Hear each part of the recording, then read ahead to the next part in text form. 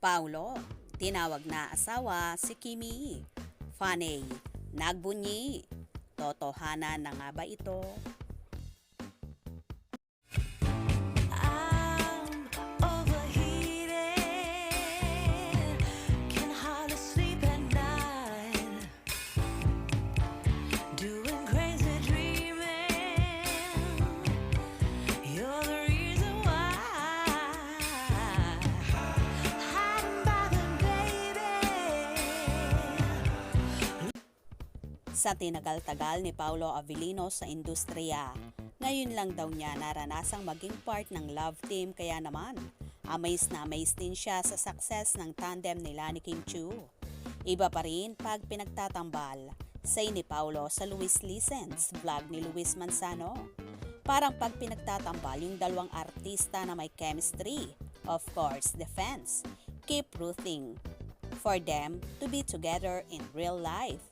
Parang ang daming mga but ako naman in my case, sinusubukan ko talagang iwasan for the longest time because I really wanted to grow as an actor and I really wanted to study everything behind, sa likod ng kamera. Una silang nagkasama ni Kim sa linlang at aminado si Paulo na hindi nila ine-expect na mamahalin ng tao ang kanilang tandem. Dahil sa serye, ay magkaaway nga ang mga karakter nila at kakaunti nga lang daw ang kilig moments. Kaya naman labis ang kanyang pasasalamat sa mga tumatangkilik sa Kim Pao Love Team.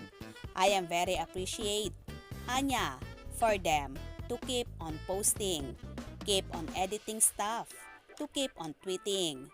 That take time and effort, and I appreciate time and effort, Anya. Anyway, sa dulo ng vlog ay naglaro si Paulo ng shot or pass, kung saan ay tinanong siya ng ilang katanungan na pag hindi niya kayang sagutin ay magsisip siya ng wine. Sa tanong kung single ba siya ngayon ay hindi ito sinagot ni Pao at nag-shot na lang ng alak. Sumunod na tanong ay kung may nililigawan ba siya ngayon at shot din ng alak. Ang sagot niya. Samantala sa naging vlog na yon ay marami ang natuwa. Lalong higit ang Kim Pao supporters nang tawagin ni Paulo na asawa si Kimi. Halos himatayin naman ang kanilang followers sa narinig na yon mula sa binata na tila pinatotohanan nga ang sinasabi ng iba na mag-asawa ang peg sa taping ng What's Wrong with Secretary Kim at So Sweet, on and off camera. Kahit ang mga kasamahan nila sa naturang serye ay laging ibinubuking ang ginagawa ng Chupao. Night and day. Oo. Especially sa amin mag-asawa. Parang walang night and day. Oo. Especially sa amin mag-asawa. Parang walang night and day. Wow! Talagang hindi na napigilan ni Paulo na tawagin na asawa si Kimi. At in fairness kahit siya ay natatawa sa ginawa niya.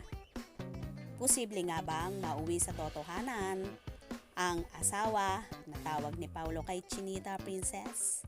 Well, abangan natin yan at tumutok. Anong inyong magiging reaction sa bidyong ito? Comment below.